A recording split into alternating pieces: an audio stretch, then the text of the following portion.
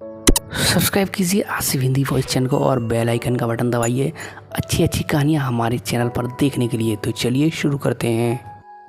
बूढ़े भिखारी की रुला देने वाली कहानी। दोस्तों, एक बार एक भिखारी हर दिन एक दरवाजे के पास आकर भीख मांगता था और घर का मालिक हमेशा घर के बाहर आते ही उसे देखकर भगा देता था। कई बार उसके लिए गालियाँ भी बकता। वो कहता, तू जिंदा ही क्यों है? पूरी ज़िंदगी ऐसे ही भीख मांगेगा क्या? धरती का बोझ क्यों बना बैठा है? और कभी कभी उस भिखारी को गुस्से में वह धक्का भी मार दिया करता था। इतना कुछ हो जाने के बावजूद भिखारी के मुंह से सिर्फ यही निकलता कि भगवान तुम्हारे पाप को माफ़ करे।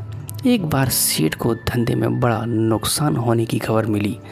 सेठ बहुत परेशान था कि तभी उसके दरवाजे पर एक वही भिखारी आया। गुस्से में अपना आपा खोते हुए सेठ ने उस भिखारी को पत्थर दे मारा। पत्थर लगने के कारण भिखारी का सर फूट गया और उसके सिर से खून बहने लगे।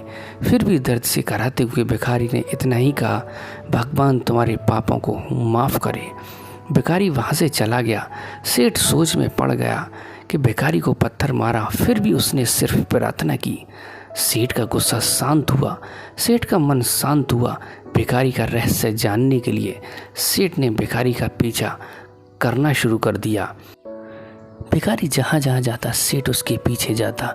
सेठ ने देखा कि कोई उसका खाना देता, कोई उसको मारता, कोई अपमानित करता तो कोई गाली देता। लोग भिखारी के साथ चाहे जैसा व्यवहार करते, लेकिन भिखारी सबके लिए एक ही प्रार्थना करता, भगवान तुम्हारे पाप माफ़ करे। अब रात होने को आ गई थी। भिखारी अपने घर जाने के लिए लौटा। वो अपने घर पहुंच गया, लेकिन सेठ अब भी उसका पीछा कर ही रहा था। एक पुरानी टूटी हुई खटिया पर एक बूढ़ी औरत लेटी हुई थी। काफ़ी कमज़ोर और बीमार लग रही थी। वह भिखारी की पत्नी थी। अपने पति को वापस आता देख वह खाट से उठ खड़ी हुई। पत्नी ने अपने पति के भीख वाले कटोरे में देखा, उसमें सिर्फ आधी बासी रोटी थी। उसे देखकर वह बोली, आज बस इतना ही मिला। और हाँ, आपके सिर से खून निकल रहा है, ये चोट कैसे लगी? बूढ़ा भिखारी बोला, आज बस इतना ही मिला। किसी ने कुछ दिया नहीं, सब ने गालियाँ दी और एक ने तो पत्थर भी फेंका मेरे ऊपर, इसलिए मेरा सर फट गया। एक गहरी ठंडी सांस लेकर बूढ़ा भिखारी फिर से बोला, ये मेरे ही पापों का फल है। तुम्हें याद है कुछ सालों पहले हम कितने अमीर थे? क्या कुछ नहीं था हमारे पास? हमारे पास हर चीज़ ज़रूरत से ज़्यादा थी, लेकिन हमने कभी दान नहीं किया। और उससे भी बुरा हमने उस अंधे भिखारी के साथ किया जो हमारे द्वार पर भीख मांगने आया करता था।